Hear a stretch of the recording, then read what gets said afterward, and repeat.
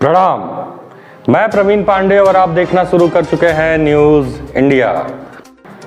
खबर यूपी से।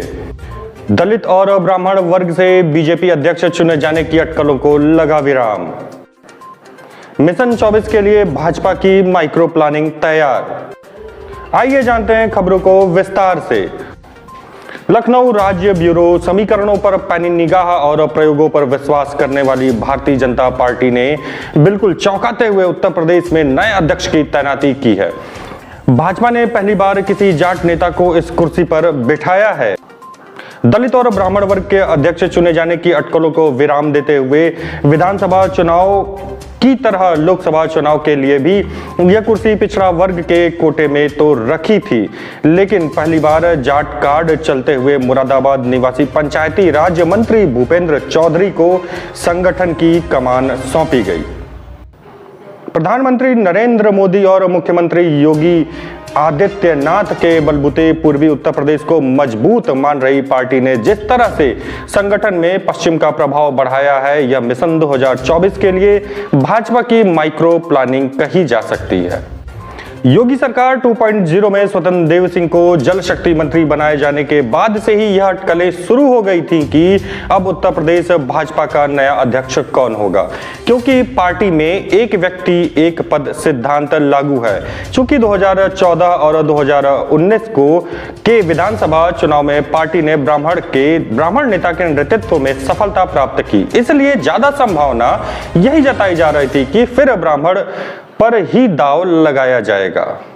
वहीं कुछ लोगों का तर्क यह भी था कि बसपा से छिटक रहे दलित वोटों को अपनी ओर मजबूती से आकर्षित करने के लिए भाजपा दलित को संगठन की कमान सौंप सकती है। तो चर्चा यह भी थी कि सर्वाधिक आबादी वाले पिछड़ा वर्ग के नेता को ही अध्यक्ष पद पर बरकरार रखा जा सकता है। इधर चल रही अटकलों से इतर दिल्ली में बैठे पार्टी के रणनीतिकार अपने दृष्टिकोण से चुनावी विषाद सजा रहे थे।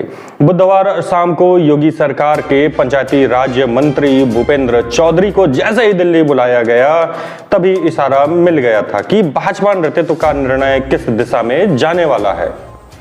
हुआ भी यही। गुरुवार दोपहर में भूपेंद्र चौधरी को प्रदेश अध्यक्ष बनाए जाने का पत्र भी जारी हो गया। भूपेंद्र चौधरी की इस पद पर नियुक्ति अब तक की पार्टी की रीति नीति से कुछ अलग है। खास बात यह है कि भाजपा ने पहली बार किसी जाट नेता को इस कुर्सी पर बैठाया है। इस निर्णय का सीधा संदेश यही मिल रहा है कि भाजपा की नजर पश्चिम उत्तर प्रदेश पर विशेष रूप से है। हाईकमान का रणनीतिक दृष्टिकोण हो सकता है कि सपा रालोद का गठबंधन लोकसभा चुनाव में बना रहना लगभग तय है। रालोद के सहारे सपा जाटों के प्रभाव वाले करीब 14 लोकसभा सीटों पर भाजपा को चुनौती दे सकती। लखीमपुर के तिकुनिया कांड को हवा देकर विपक्ष फिर से किसान आंदोलन को भी गरमाना चाहती है। विरोधियों के इस दाव को यूं जाट कार्ड से बेअसर किया जा सकता है। आज की खबर के लिए बस इतना ही। मिलते हैं फिर अगली वीडियो में कुछ नई खबरों के साथ में।